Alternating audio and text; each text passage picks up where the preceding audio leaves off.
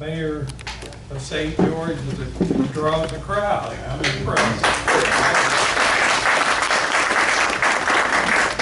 Before we get started, Liz Dent's going to lead us in a prayer. And then Judge McDonald will do his pledge.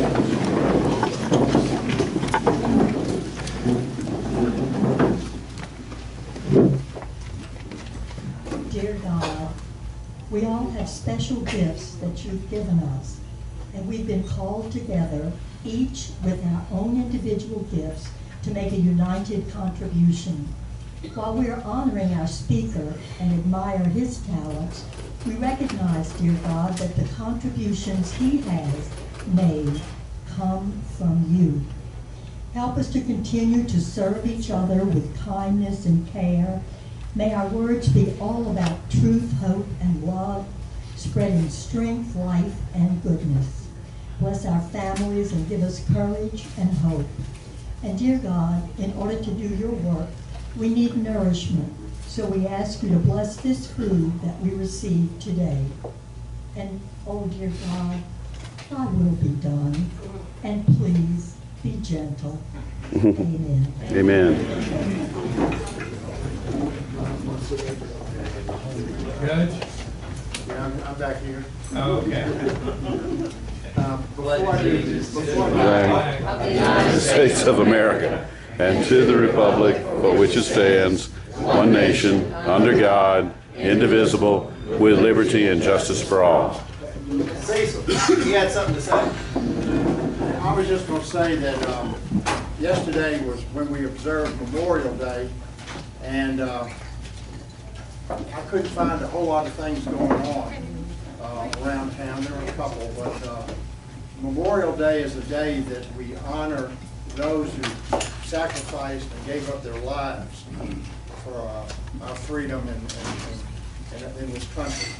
And I've got about 5 people that, because I'm a Vietnam War era veteran, and so anyway, I just ask that you all remember those members of the service, particularly those who died on active duty, and even if it's not that, those who are no longer with us.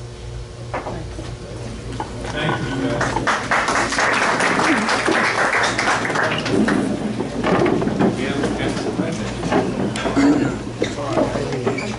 No, we good. Just a few moments ago, I was at the state capitol. You've probably seen the photographs, but if you haven't, it's worth a trip to the Capitol to see a flag for every member of our armed forces from Louisiana who died in the service of their country. These are 2 of the flags which I brought because they were broken. I'm going to repair them and bring them back, but it's an awe-inspiring sight if you can go to the Capitol. Thank you, Woody. We have Clerk of Court Doug Weldon here. Would you like to come say a few words? I'd love to say a few words. Cecil, what I just want to do is make sure that everybody knows. We got cameras and I know you hate those. Thank you so much. Chief, I want to tell you how important it is for me to say this, to tell you how important it is. Give the microphone. To tell you how important it is. Speak up. To tell you how important it is to have you as a citizen and as a major citizen. Congratulations for what you've done, and thank you for your hard work. We're here to serve with you. I also want to say that we need commissioners for the elections. Anybody that knows anyone that would like to serve as a commissioner for our elections, please call our elections department. And call Fred Slamman, call Danielle. One of our people can get in touch with whoever it is you have in mind. Thank you so much.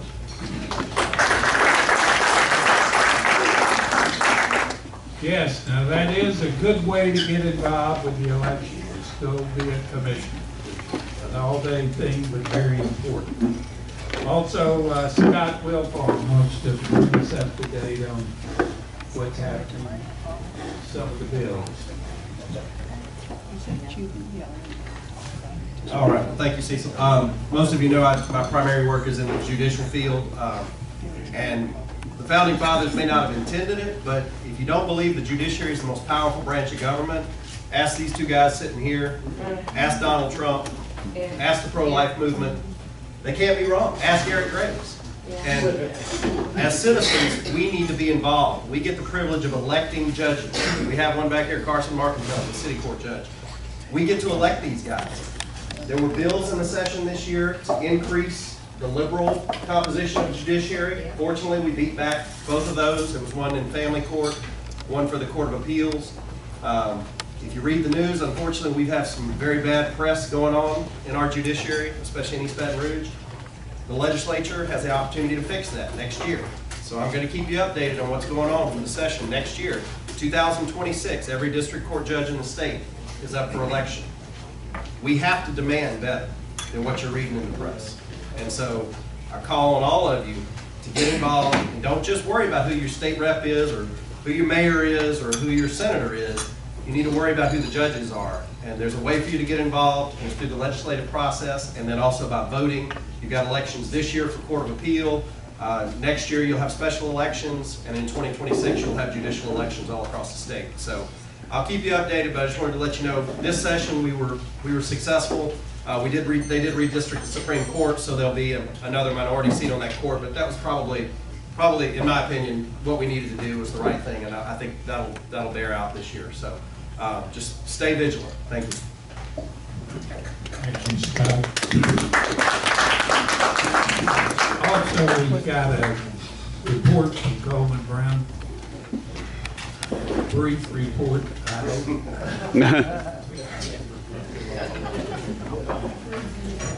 Thank you, Cecil. We do have an infrastructure committee, interstate roads in our parish, and I've kind of got an exhaustive list here that I've submitted to DOTD Public Records, which would probably pare it down to 1 or 2, 3 focus things. I handed out about a dozen copies to different individuals, and basically it involves the interstate. As you know, they have proceeded with an environmental assessment, but really they need an environmental impact statement because we pointed out that the interstate was going to be reduced to 1 lane in and out about 1.5 years ago, and we've caught them on that. So the Federal Highways is still evaluating whether we should have an environmental impact statement. The traffic would have been blocked for a couple of years, and so they're trying to come up with an answer. And hopefully this, if you go to ebrsolutions.org, or I'll give you a card after the meeting, we'll get you to our website and you can see what's going on. Thank you. Thank you. Okay, anyone else needs to bring us any information? Any other elected officials? Okay, good. All right, let's get into our meeting. We've got the mayor of St. George, Dustin Yates. Glad to have him here. He's 44, born and raised in New Orleans. That's his only mistake. Of course, maybe he's used to this now from what he's been through. Went to Jesuit High School, got a BA in education, taught and coached for 4 years, then got in the fire department. Married to his wife Allison for 18 years. They have 2 children, 14 and 16, and he's a member, of course, of St. George Catholic Church. So come tell us what's going on with your notes.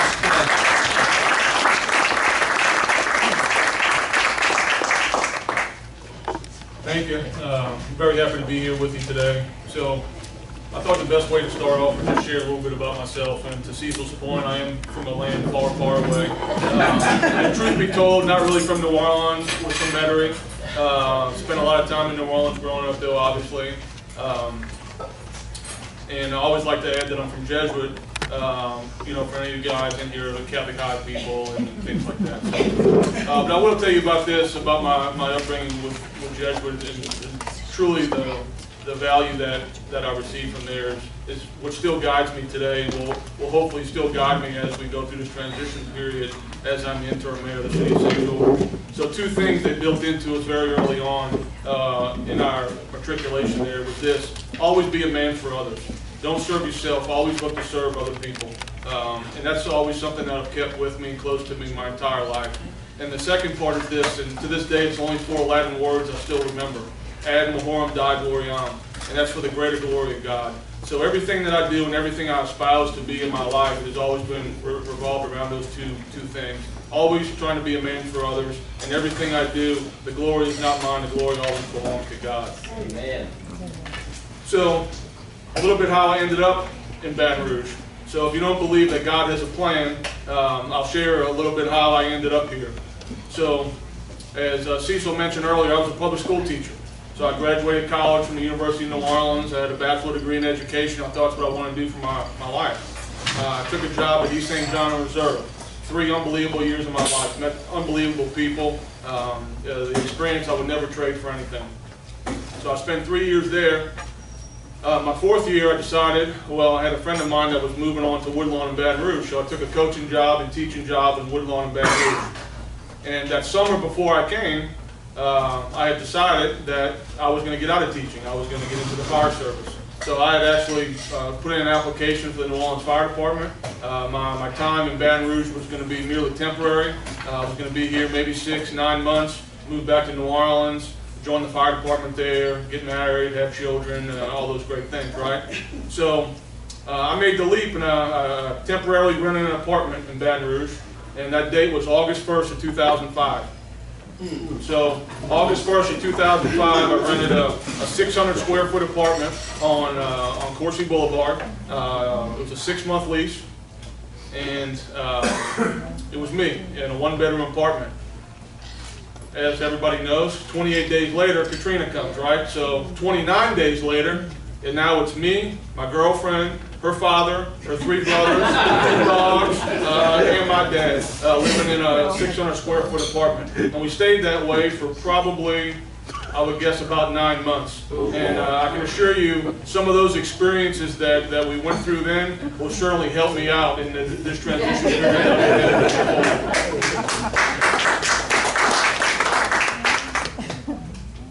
So here I was in Baton Rouge, right? Still wanted to be in the fire department, so I signed up to take a test, and we went over to ABC Contractors on Highland Road. I signed up, took a civil service test. I sit down for the test, and the guy in the front of the classroom says, does anybody, who here wants their score sent to St. George? And I'm thinking to myself, I've never even heard of St. George. I'm not even quite sure what they're talking about. But I look around, and everybody's hand goes up. So I don't want to be the odd duck. I raised my hand too. I said, yep, you can send my scores to St. George. I leave that meeting, I get on the phone, I say, hey guys, does anybody know where St. George is exactly? And I said, oh man, it's a great fire department. You'll be very blessed if you get chosen to work there.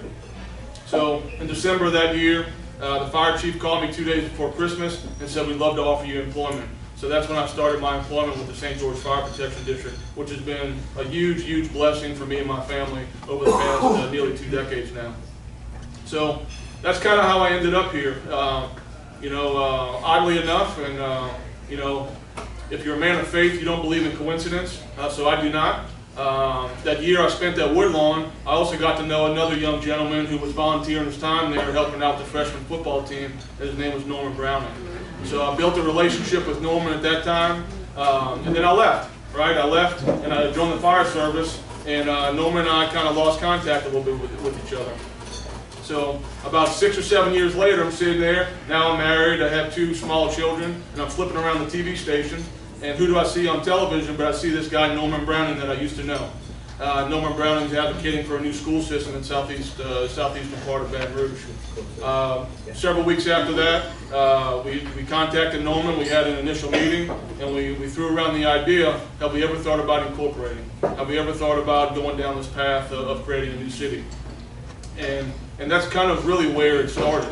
And I'll get back to my involvement with the incorporation effort in a little bit. But my professional experience school teacher, football coach, did it for 4 years. That was my background, loved it. Still coach youth athletics today. In fact, I got baseball practice today at 6 o'clock. Once I've been in the fire department, I started out just like everybody else does. I was a firefighter on the truck. Spent a wonderful time, created really another family for myself, people that I consider brothers and sisters to this day. My time in the fire department, I've had the opportunity to do a lot of different things. Not only respond to emergency calls and disasters and floods and hurricanes and all those things along with it, but now for probably the past 9 or 10 years, I've been more of an administrative person.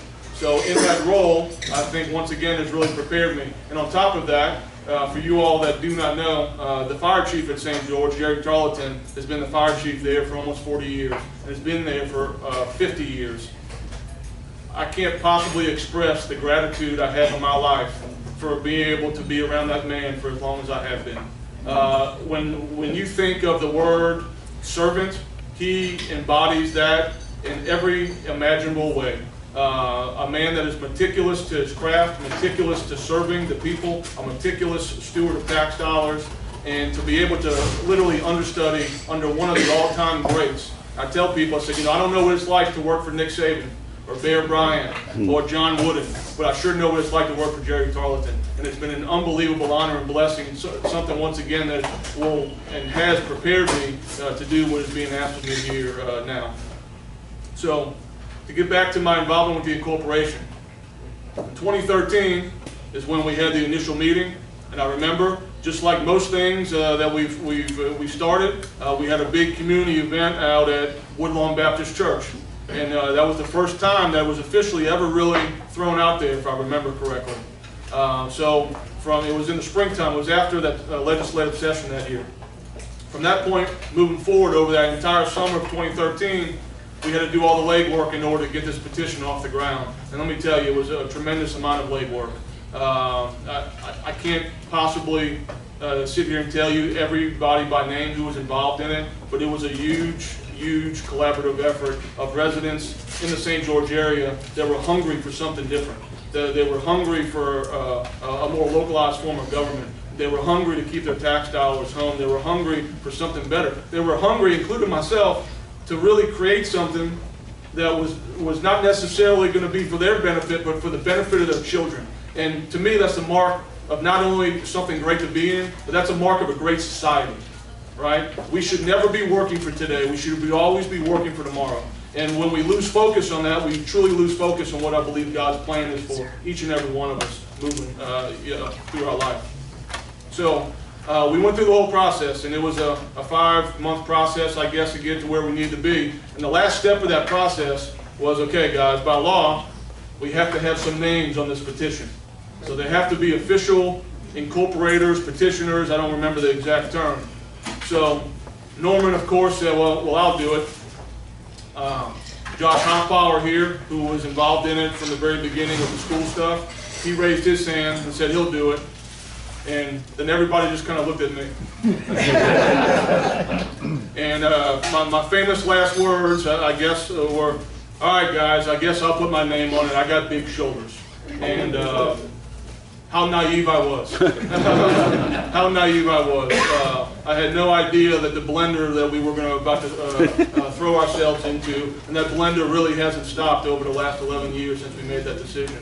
And I'll tell you this, though.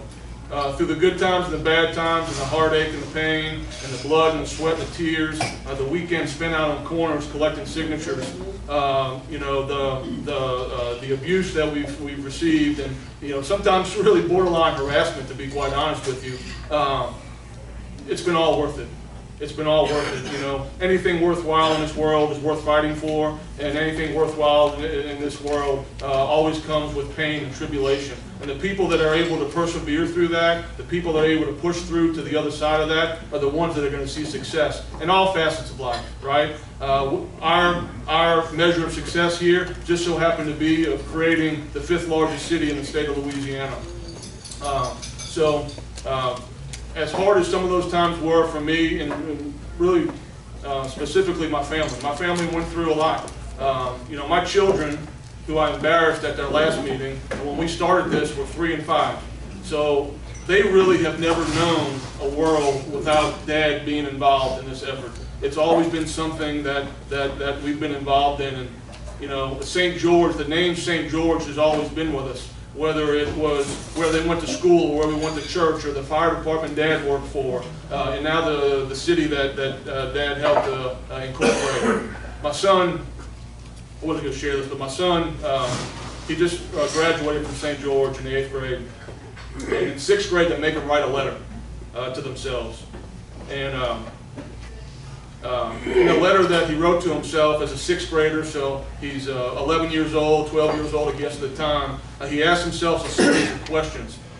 And the week after this ruling came out, he opens up that letter, and one of the first questions on there was, did Dad's city of St. George ever come?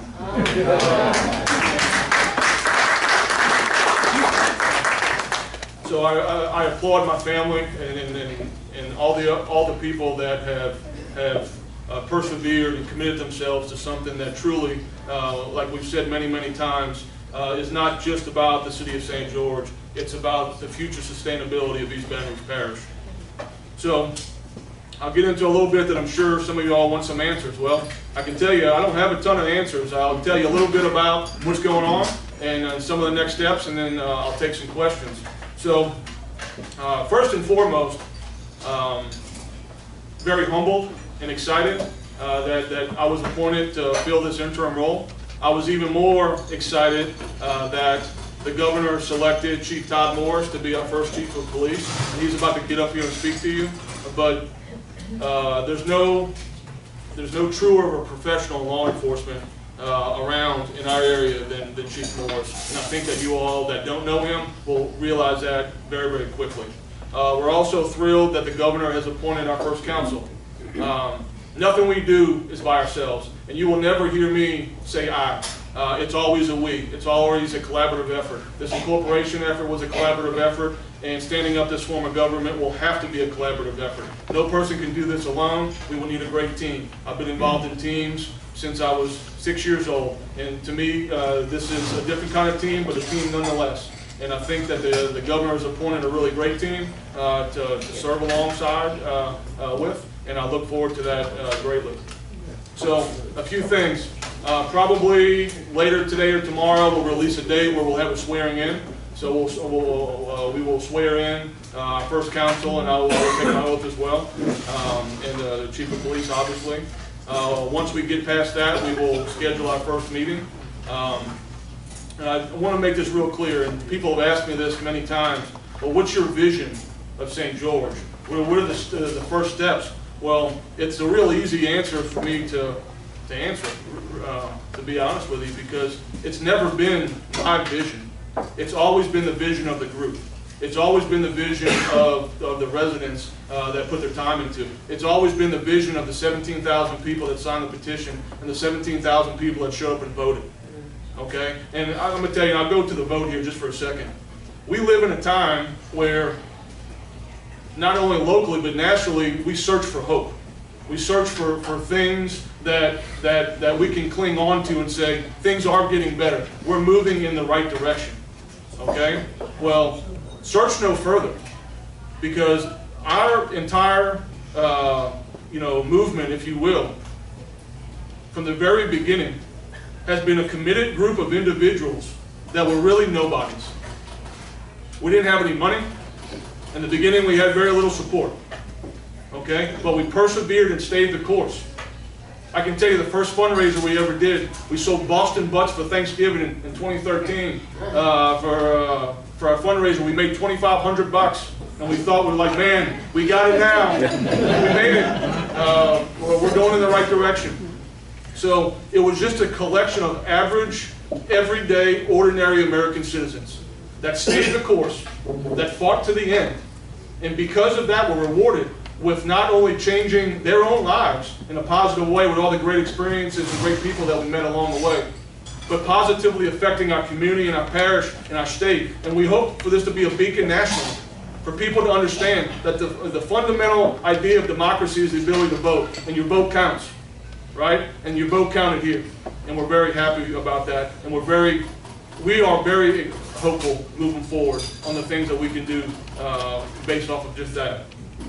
A few other things that I want to mention in regard to the vision. The vision's always been pretty simple. We wanted to gain control of our area. We wanted a more localized government that's accessible to the community, right? We want people to feel like they can voice their opinions. We want people to feel like their voice can be heard. We want people to feel like their voice can make a difference, just like our voices made a difference, right?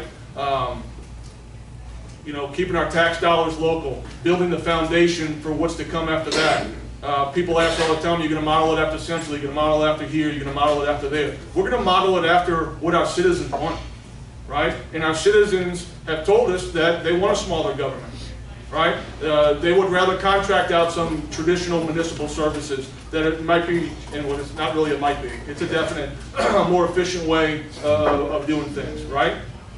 On top of that, and this might be the most important thing, okay? It's the most important thing to me, for sure, and I know it's the most important thing to the man that's going to come up here and talk to me, is public safety. Public safety is paramount. It's paramount, okay? We are a pro-law enforcement city. We are a pro-fire department city. And I know both of us are biased, because that's where we work. But that's the culture that we want to create. And when we start talking about culture, I tell people, I said, you know, what we're building here is not just the fundamental mechanism of government. We're creating a culture. We're creating a mission. We're creating a vision. We're creating values. Okay? A foundation in which the future generations can, can build, the new city off of. So strong on public safety. Strong commitment to our public safety partners. Fire, police, EMS. Okay? And I'll end with this. And this is something that I've said multiple times. And there's things that have a lot of questions. I was not appointed to start a school system. Okay? Education is extremely important to us, as it should be to everybody. But that's not the job that I was appointed to do. I was appointed by the governor, and I'm grateful that I was, in order to start a city government, to get a city government off the ground. Okay? This is going to take a lot of work. It's going to take a lot of energy, and it's going to take hyper-focus.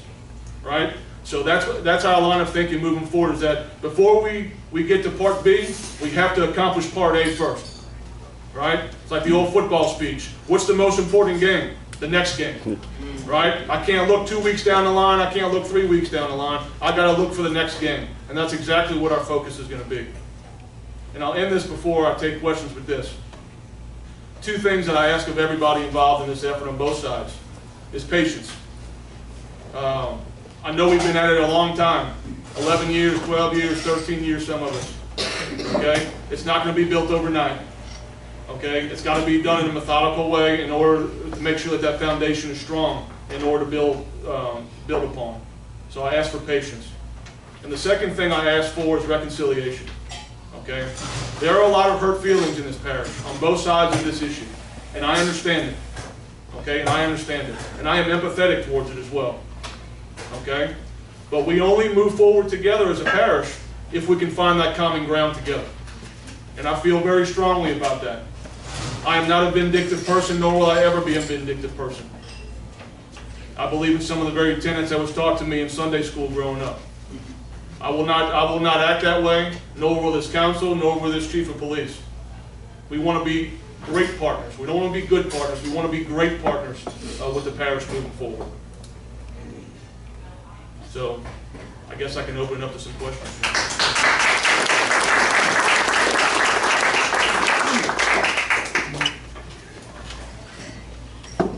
So what is the greatest need that we could help participate in this movement? Additionally, so once we have the council seated and everybody's sworn in, we will be looking for, we will be filling out some committees. We want people to be involved in the process. We will publish a list of the committees that we look to fill, probably in the first 30 days. We'll also be publishing a communication plan here, probably by the end of the week. That communication plan will help identify who you need to contact and for what. A few things about that too. you know, if your garbage isn't being picked up yet, I can't do anything about it. If you have a building permit that's out there, we're not doing that yet, okay? So that's probably what I would say the biggest thing moving forward is people that want to be involved moving forward and you know, just being positive. You know, and I hate to even throw social media in here, but even some of the stuff on social media, to me, I would prefer it to be more positive. It's, you know, for the lack of a better term, the battle's over. The battle's over. We don't have to be engaged in this trench warfare any longer, where you're on one side and I'm on the other side, and every now and again I pop my head up and I lob a grenade on the other side. Well, we should be entering the middle ground at this point. On both sides, we should be entering the middle ground and find something that's suitable for everybody moving forward. So I live in St. George, but I actually don't, I live in the East Side Fire District. Is there anything that's going to be, I know it doesn't affect the municipality, but I mean, is there, like, what? How much, doesn't St. George Fire Department service like 99% of the city of St. George? It does. I'll answer just the fire protection district question in total, because that's been a question that we've had. So both fire protection districts are exactly that. They're not municipal based. They are districts that were created by the state. So they're individual taxing districts that are there to provide fire and medical services to the state. So they would stay the same. So you would still have St. George Fire Protection District, and you would still have the East Side Fire Department as well. If that answers your question. Yeah. Yeah. Yes, ma'am. Do you know exactly where your salary is coming from? Where my salary is coming from? Like for the mayor? Yes. I'm not getting paid, so your guess is as good as mine. So pro bono. We are pro bono. Myself and Chief Morris are once again, and much to my wife's chagrin, volunteered for once again something else. Have y'all discussed possibly getting compensated soon in the future? That decision will not be up to us. We will have a legislative body, which would be the council, and that would be up to the council's purview moving forward regarding that. You know, a touch on the financial. We are multiple months away from finances being transitioned over to the transition district, actually. So it'll be a while before any of those conversations could be ever had. Come on. Justin, I have a question. Yes, ma'am. So I was talking to DPW, and congratulations. Thank you.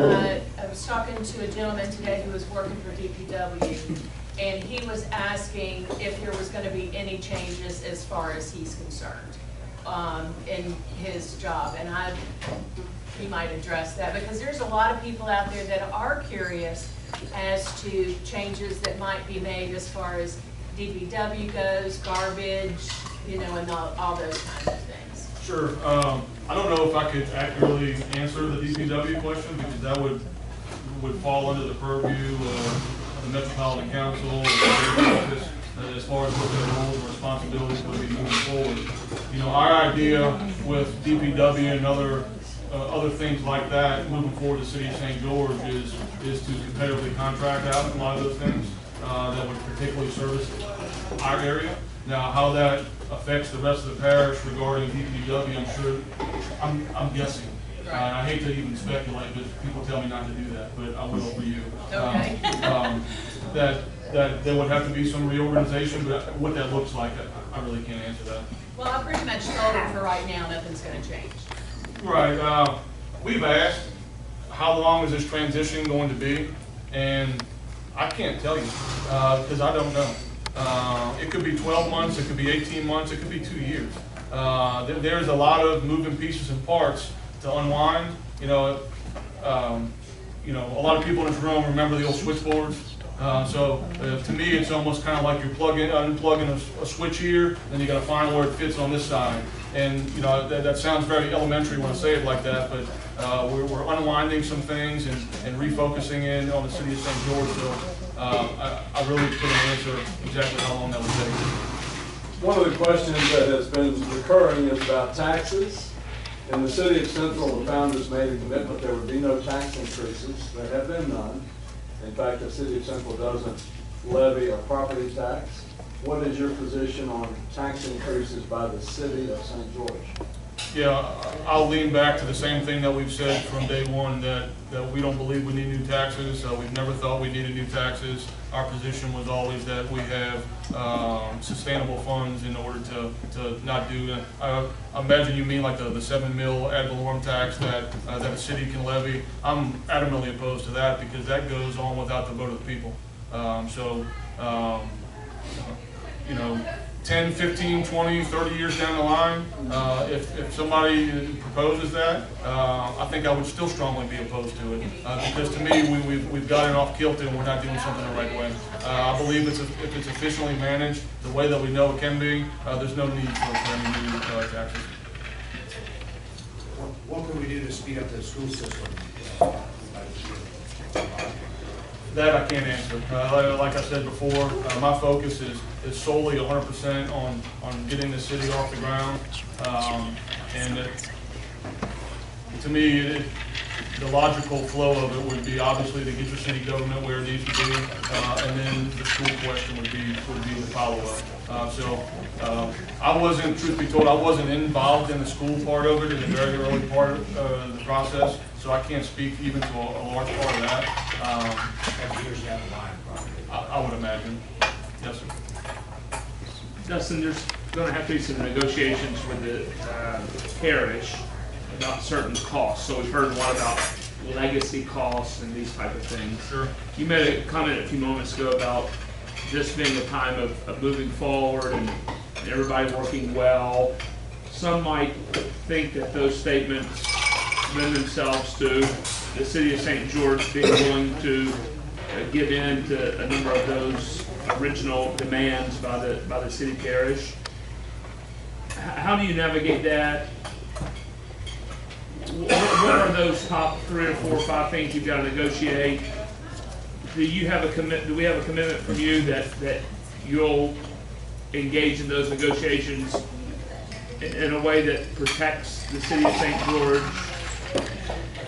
Yes, I'm trying to catalog the questions that you're asking. The first thing I'll answer is that don't mistake kindness for weakness. Because the one thing that I'm not is I'm not weak in these certain avenues. I've been engaged in many things in my professional life that would indicate to that. You know, there's a fair way to do it. There's an equitable way to do it, and we need to get there. However, the residents of the city of St. George are my main priority, and making sure that those negotiations happen with the city of St. George residents first, in my mind, is paramount. What probably will happen is that we'll have a negotiation team that'll be assembled of not only some of the appointed officials, but some local folks as well that have expressed some interest in being part of that negotiation. There's some people in the parish that, you know, if you haven't perused the city parish budget in a while, it's about 700 pages. So there's some institutional knowledge that we have out there of people that support our effort that will certainly be accessed in order to go through those negotiations.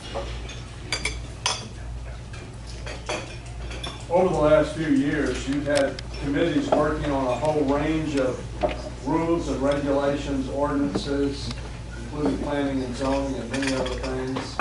I don't know whether you've been directly involved in those efforts, but what's the position of you as mayor, and what do you expect the council's position will be as to that body of work?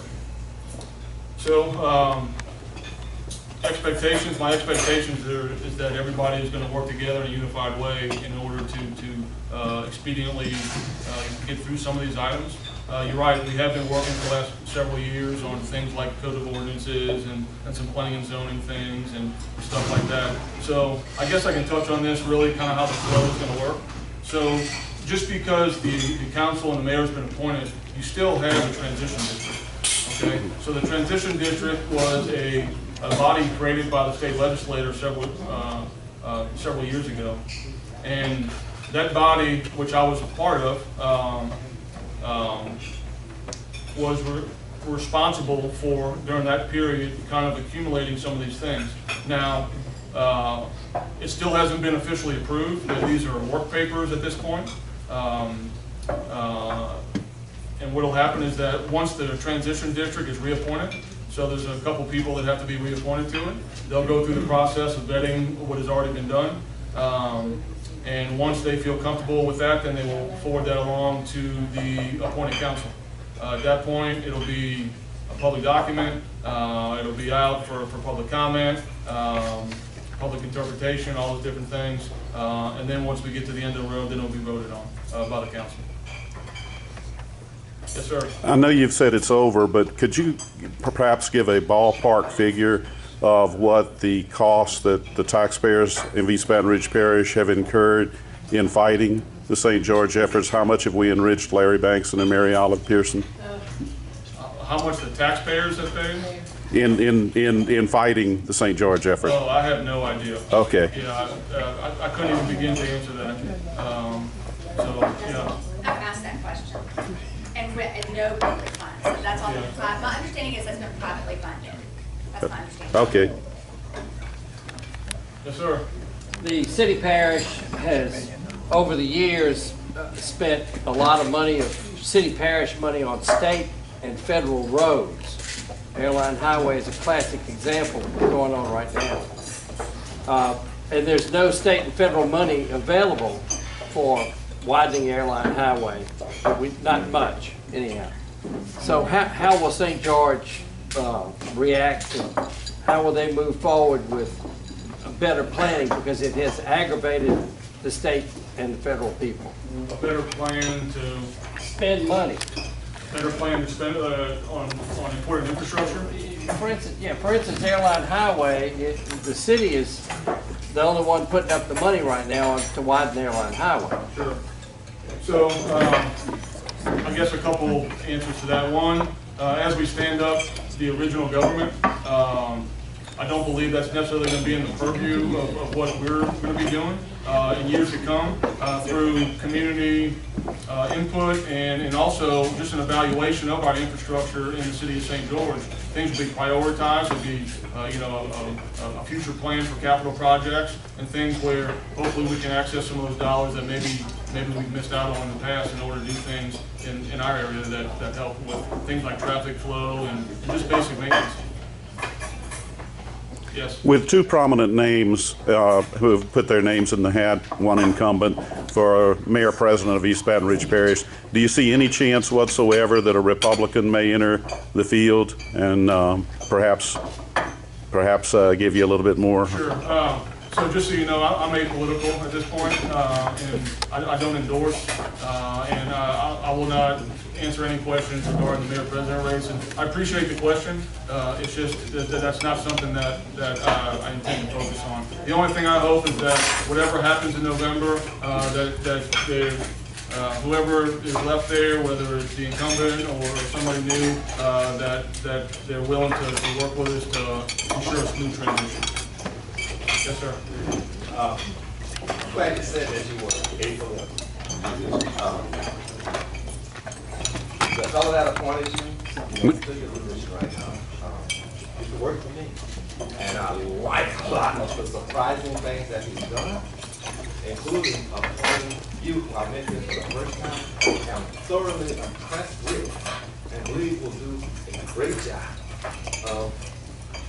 The only thing that I would really ask is, now that I met you, and I've gotten to like you, and a lot of these people know the kind of questions that I ask, crazy boy, I can see one of them, is whether you might be interested, as one of the Republicans who I've asked, in case the president of the state doesn't do it, spin a wheel, which I'll determine the next recipient of an open letter regarding something that I know God has called me to, and that is to get somebody finally step up, whether Republican, Democrat, or whatever, because here it was announced by the guy who became a state representative, who did file a bill to repeal revised statute, Title 30, Section 51. And you may not even know anything about that law, but all I would be asking you to, with the governor's permission and to elect you, is to spend that bill. Yeah, I'm not familiar with it. I'd love to find out more about it. So I'll talk with you about it after. How about that? Fair enough? Fair enough. All right. Yes, ma'am. I know y'all have a lot of priorities in forming the new government and whatnot. My curiosity is with regard to litter and the homeless panhandling situation. How high is that on the priority list? Sure. So about 10 years ago, we did a little fact and find mission to Sandy Springs, Georgia. And those of you who are not aware of Sandy Springs, Georgia, it's a city that was incorporated outside the city of Atlanta. And they went through an incorporation process that spanned 3 decades.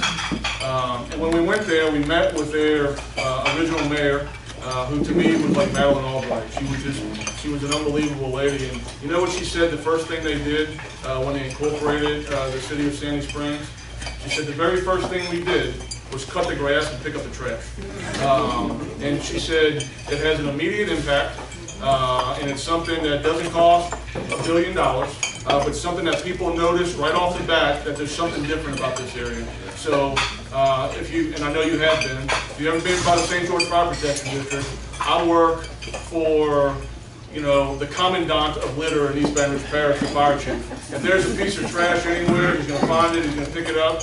So if you come by where our facility's at, and you see a piece of trash laying on the ground, I'll give you a $10 bill because there's not many of them, if anywhere. So that is a huge success. I've always told people, I said, you know, if you don't want your residents to throw trash all over the place, then make it not look like a trash can.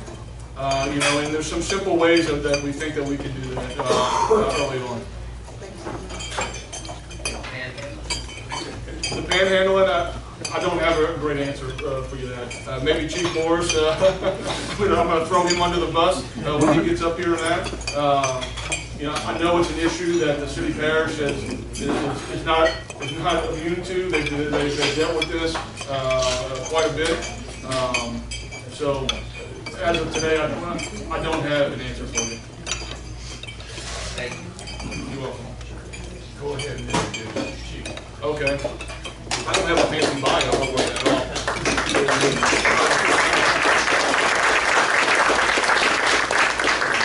So I'll bring up our newly appointed Chief of Police, Todd Morris, and a little bit about Todd. Todd has been with the Sheriff's Office for 35 years, something along those lines. I remember when I asked him for a resume and he sent me this thing that looked like a manual, and I said, Todd, we got to condense this a little bit in order to fit on 1 page or 2 page. In all seriousness, a true professional. True professional. We are so extremely blessed in the city to work closely with the Sheriff's Office to make sure that we have a wonderful, safe city in which order to raise our family. So, Chief Morris.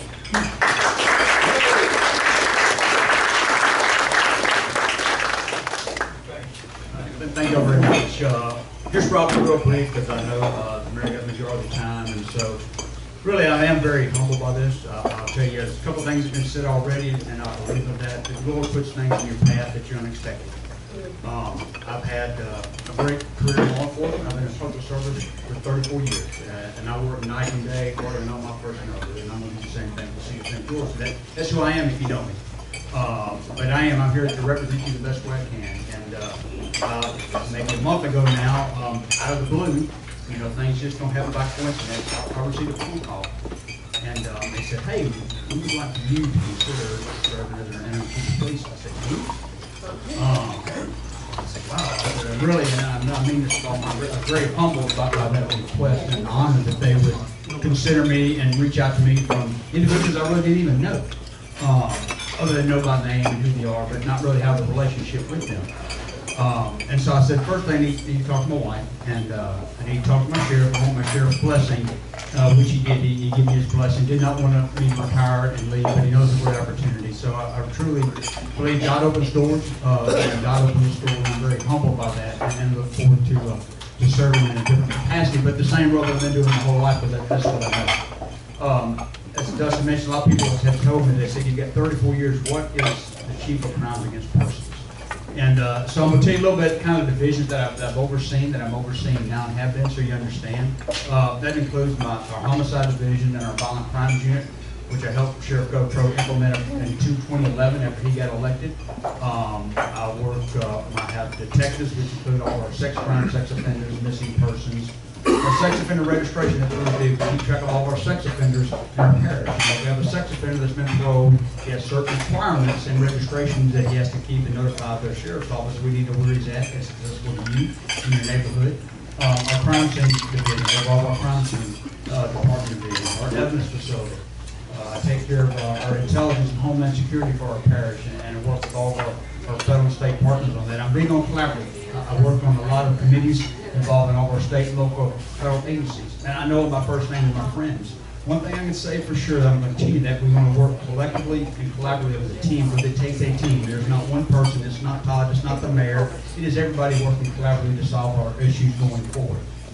And I'm over all of our special operations division. That includes our Marine Search Rescue, our dive team, mobile field force, SWAT, our air support division, our crisis negotiators group. A lot of different areas for our sheriff's office, very crucial to the parish. I am in tune to the fact that public safety is a top priority. It has been that for my whole career. Because crime knows no boundary, okay? You can be a victim of a crime whether you live in the country club of Louisiana, you live in Lenox, no matter where it is, okay? And those criminals, there's no boundary that, oh, I'm not going to here because that's in the city of Baton Rouge. Now, I know what the sheriff's office territory. It has no effect on our criminal activity in our parish. And so as we look at public safety and addressing that, we continue to do the things that I've been doing for 34 years. I'm going to be working with all of our federal, local, and state partners.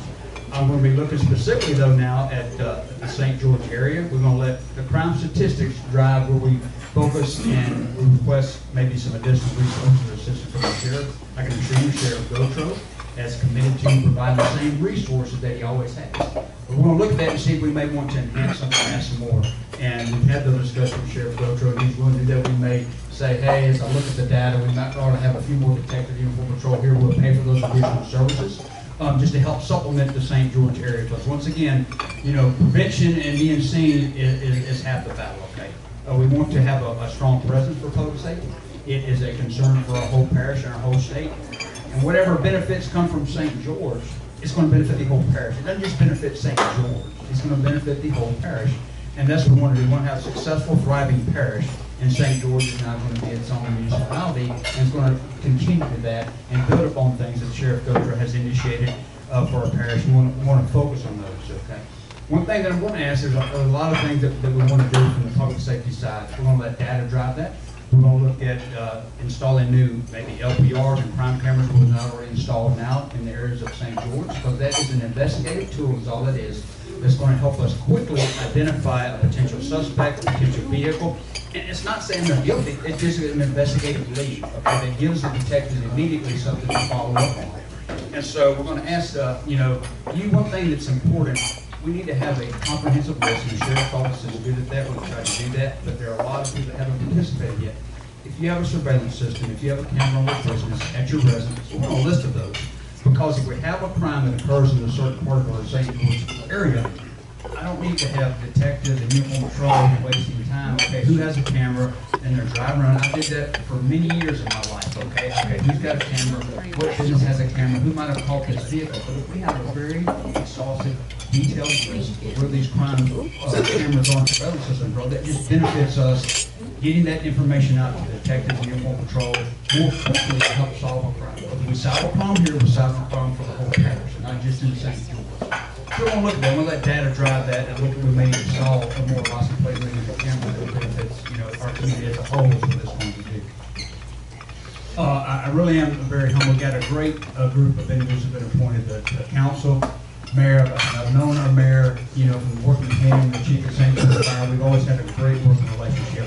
Anybody that knows me, I'm all about that. I'm going to answer my phone. I've never taken a 2 weeks vacation up until about 2 months ago. My wife said, we're going to go to Europe, to all these places, and I said, really, for 2 weeks? And so, it's a 7 hours time difference, and it's 3 o'clock in the morning, and most people know I was going to be out of the country. But again, my phone goes off with an intro. So I'm get up, it's 3 o'clock in the morning. She says, for real? We're in Germany. How are you helping somebody in Baton Rouge? I said, well, I just solved the problem. I've been connected to the person that can help them. But that's what we do, though. You're a public servant for a reason.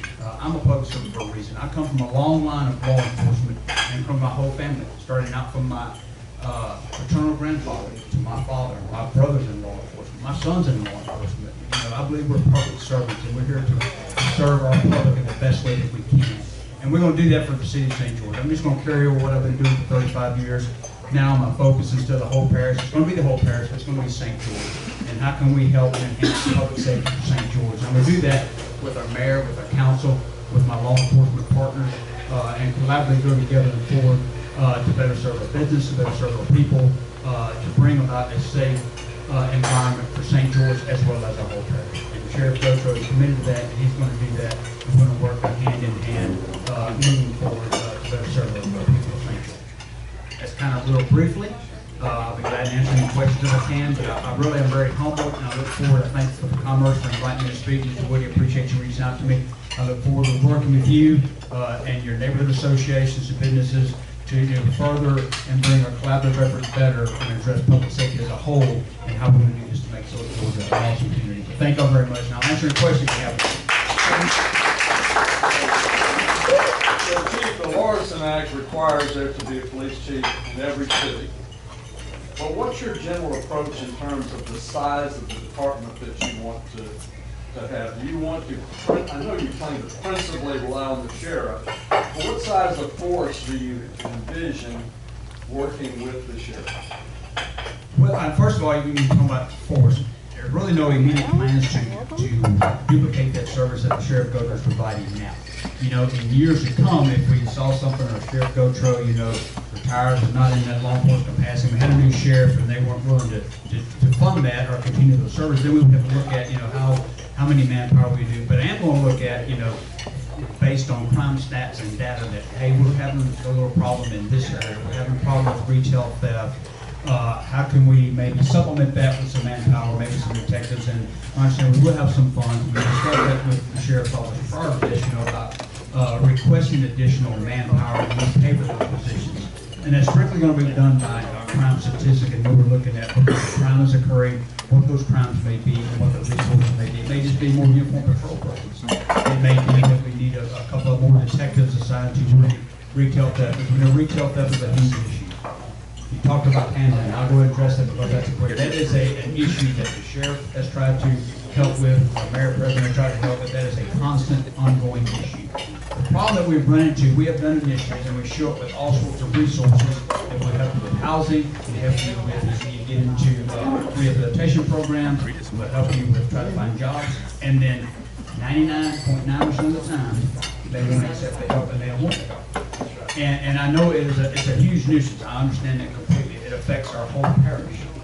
But you can't put all these panhandlers in jail for misdemeanors and clog up the criminal justice system. All it does is create more of an overcrowded issue that we have in the parish prison now. More than likely, you know, then now if they can't bond out, now they're taking up a potential bed for a serious violent offender that we need to have in place for. And there may be more underlying issues, whether it be mental health issues that they may have and stuff like that. You have to look at the mental health aspect of that also too, about the panhandling. And I know it's a serious problem, and we deal with that and go to those calls every day. The sheriff's office does, and the sheriff sends the deputies out and we address that. But we try to help the community efforts. A lot of times they don't want to tell them. Any other questions? I know that's very quick. I probably spoke way too fast, and I apologize for that. But I know time is of the essence. But we're going to thank you all very much again.